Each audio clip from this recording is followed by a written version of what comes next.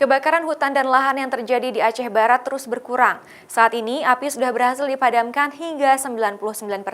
Selain karena hujan deras dalam 2 hari terakhir, pemadaman kebakaran hutan dan lahan juga dilakukan dengan bantuan helikopter dari Badan Nasional Penanggulangan Bencana.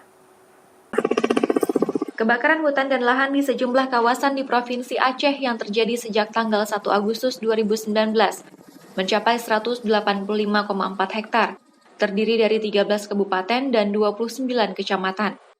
Aceh Barat menjadi salah satu wilayah yang tergolong parah terjadinya kebakaran hutan dan lahan.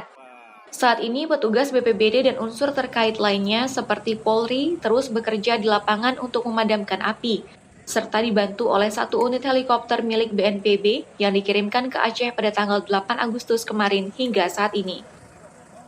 Bahwasanya kebakaran karhutla di Melabuh itu sudah dapat ditangani sebanyak 99%. Tinggal kemarin sebelum turunnya hujan tadi malam dan juga belum dilakukan bombardir oleh helikopter. Kemarin memang kita temukan satu lokasi lagi yang apinya yang asapnya masih tebal, dan hari ini sedang dilakukan upaya-upaya untuk pemadaman berikutnya. Meski sempat diguyur hujan deras di kawasan Aceh Barat, petugas juga tetap masih disiagakan untuk mengantisipasi munculnya titik api di lokasi lain, karena sebagian besar wilayah di Aceh Barat yang mengalami kebakaran merupakan lahan gambut. Syahril, Kompas TV, Banda Aceh.